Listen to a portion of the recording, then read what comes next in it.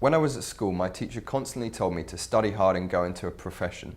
Not surprising then that when I grew up, I thought I could trust professionals. Amazing, isn't it? That it was only until recently that I realised that that wasn't true. You see, I trusted my accountant, who I'd known for years, when he told me that he could save me lots of money by investing in a tax avoidance scheme. He said it wasn't illegal as it's tax avoidance, not tax evasion. He said lots of big multinational companies do this and save millions, so why shouldn't I? Fool me. I listened and agreed.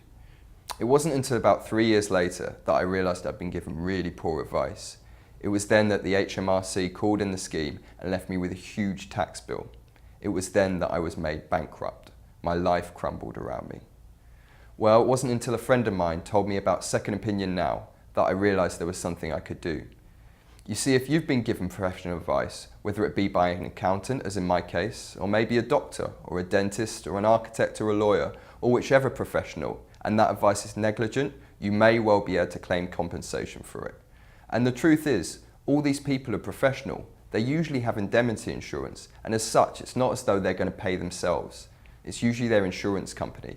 That's why they have the insurance, just in case they get it wrong. So if you've been the victim of negligent advice from any professional, then why don't you ask the experienced specialist barristers of Second Opinion Now as to whether or not you have a case?